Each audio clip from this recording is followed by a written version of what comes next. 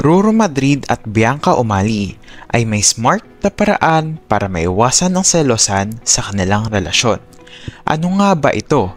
Tara na at panoorin!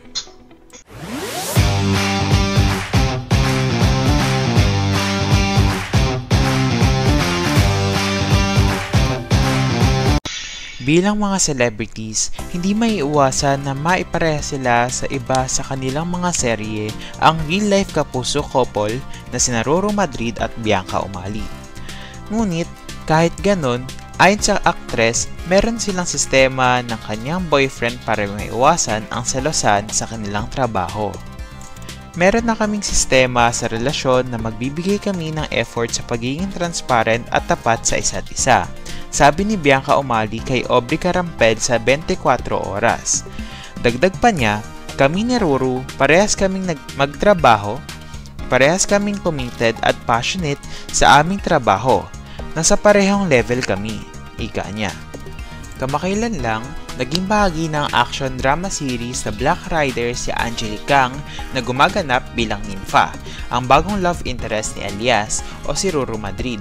Sa naunang panayam kina Angelique Kang at Ruru Madrid, inamin ng aktor na awkward ang unang pagkikita nila dahil agad silang sumabak sa intimate scenes. Kuwento ni Angelique, first scene namin ni Ruru, kiss agad. Sabi nga namin, wala man lang bonding, ganyan, ito bonding namin. Kiss na, ito yung bonding natin, kiss ka agad. Ayon naman kay Ruru, pinlano niyang ipaalam kaagad kay Bianca Umali ang tungkol dito. Ngunit dahil walang signal sa set, hindi niya ito agad nasabi. Syempre, alam naman natin kailangan ipagpaalam yung mga ganyang bagay.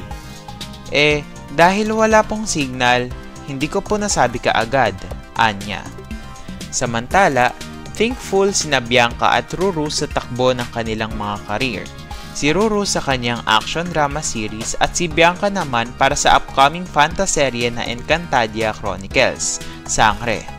Papunta ang aktres sa Japan para dumalo sa Jinseo Arigato Film Festival para sa premiere ng pelikula nila ni Nora Honor na Mananambal.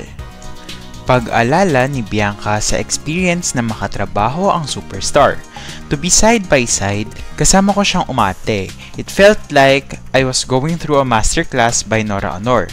Bukod sa kanyang acting skills, hinahasa rin ng aktres ang kanyang pagiging performer, lalo na ang maging parte siya ng Sparkle Goes to Canada Tour. Dito, naging malapit silang magkaibigan ni Barbie Fortesa. Isang bagay na ikinatuwa naman ni Ruru. Natutuwa rin si Ruru na sinasabi niya sa akin, natutuwa ako na nakahanap ka ng isa pang kaibigan. Natutuwa daw siya na nakikita niyang love din ako ni Barbie the way I love her. Pag-alala ni Bianca.